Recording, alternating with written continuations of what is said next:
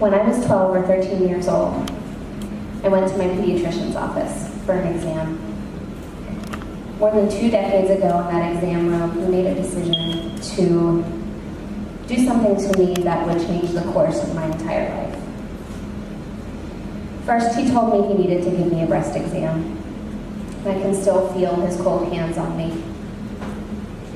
He then made me lay down on the table and unbutton my pants. He tucked the corners in, as he always did, but instead of just checking my abdomen, he reached into my underwear and he digitally penetrated me. I can still hear the sound of him moaning, and I can still feel the paper crinkling underneath me on the table. I was paralyzed with fear. Thankfully, when I told my mom that day that he had touched my breasts and made me uncomfortable, she believed me. I didn't have to tell her anything more. She went into the office. She told him what he did, and she made sure I never saw him again as a doctor. It wasn't until this year that she finally knew everything that he had done to me. She didn't need to know. All she needed to know was that I was uncomfortable, and she supported me.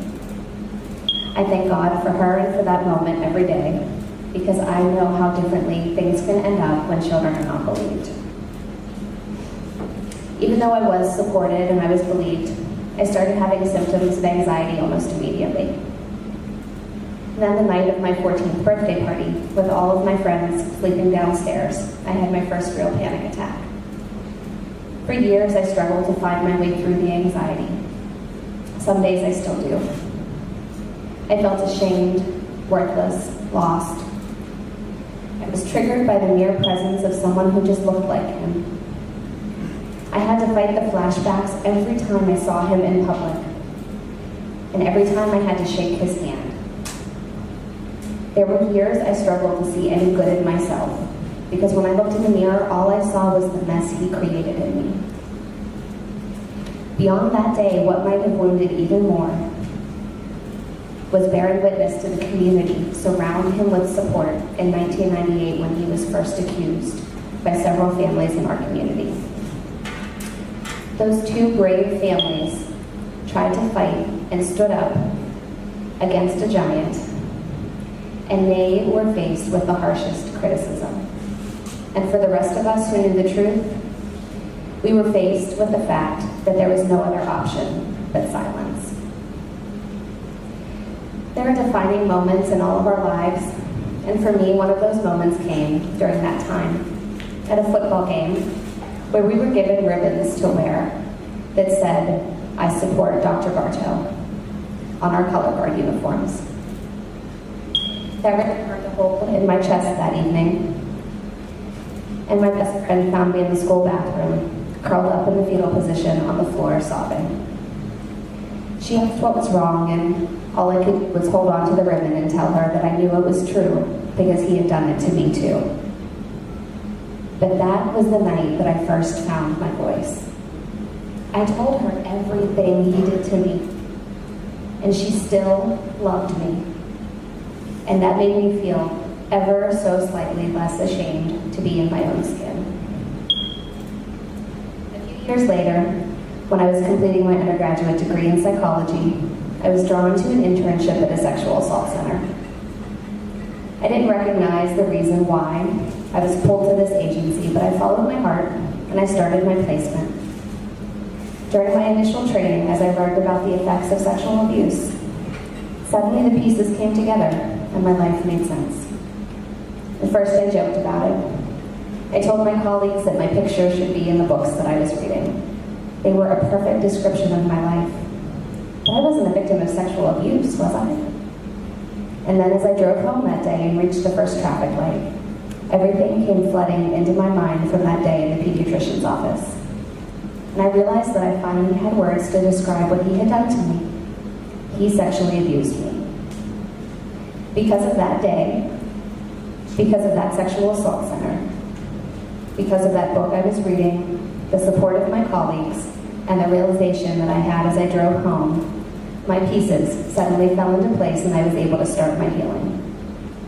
I've stayed the course, and I've spent 15 years allowing myself to heal from what he did to me despite the fact that I was certain he would never be held accountable. I decided quite a few years ago that my healing no longer needed to depend on him, that I would heal in spite of him. And I've never left that sexual assault center, where I'm now the clinical director.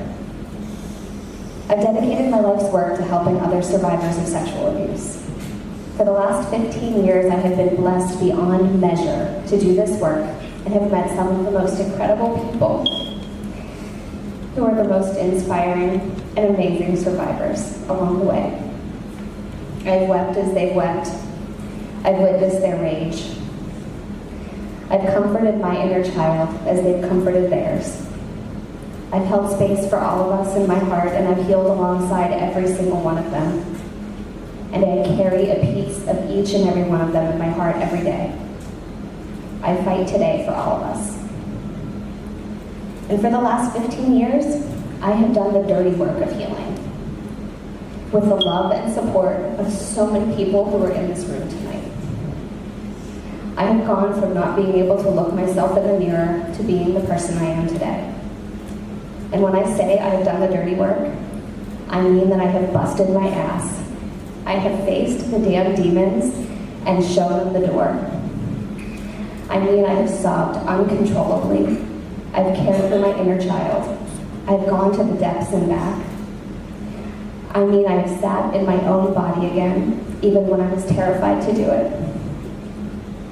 And I've learned how to feel again when that was the scariest thing possible. I had gone back into that exam room, taken the hand of that 13-year-old little girl, and walked her back out into the light again. My healing does not begin now that he is in prison. My healing began when I chose for it to begin. It has never, not once, depended on him. So for anyone out there tonight who has yet to take the leap into healing, I believe in you. Your healing does not have to depend on the outcome of the criminal justice process. It does not have to depend on whether or not your offender is held accountable. Take the leap and know that there is a family of survivors here to catch you and help you on this journey. There is a light in all of us that cannot be dampened by our offenders, and you deserve to heal and let your light shine again. Thank you.